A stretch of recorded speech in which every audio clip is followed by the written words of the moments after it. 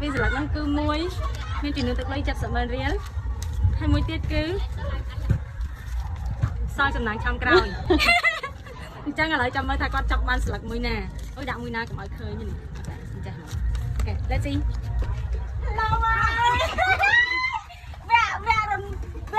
រំភត់ញ័រមុនក្រោយគង់ឲ្យដែរនោះមានតែពីរទេ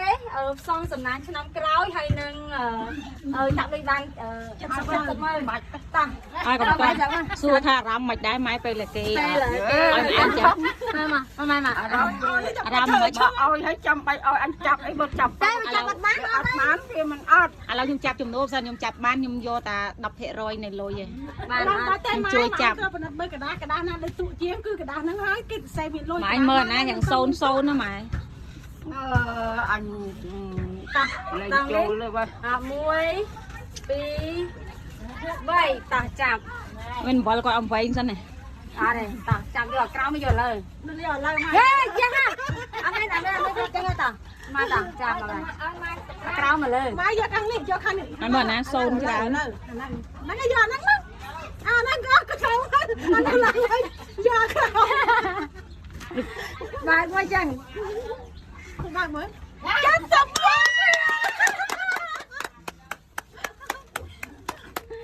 អានឹងសងសំណាងឆ្នាំក្រោយអ្នកនរគ្នាអានេះគឺ70,000ហើយនេះគឺ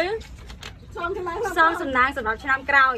តែเราគាត់ចាប់បាន70,000ហៅថាសំណាងមកគាត់ហើយឆ្នាំក្រោយចាំម្ដងទៀតអូចេះដែរអូ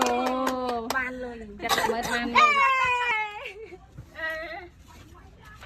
បានលុយហេងបានលុយដល់70,000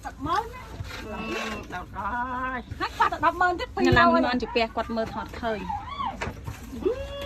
ម៉ែថាគ្មានទេលុយជីវភាពអញសោះលុយអត់ទេម្ដងតែ50,000នេះឡើយខាងអត់ថ្លៃណាគេខាងមានថ្លៃអត់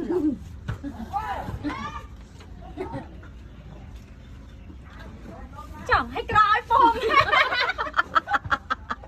ចង់បានពងមកសាធុនេះកុំយកទៅដាក់ឆ្នាំចាស់ទេវតាឆ្នាំថ្មីតាំងជួយថាកូនសូមបានតែសេចក្តីសុខណាកូនក្នុងសម្បត្តិណាដូចចិត្តកូនប្រាថ្នាសាធុណាមកលីវា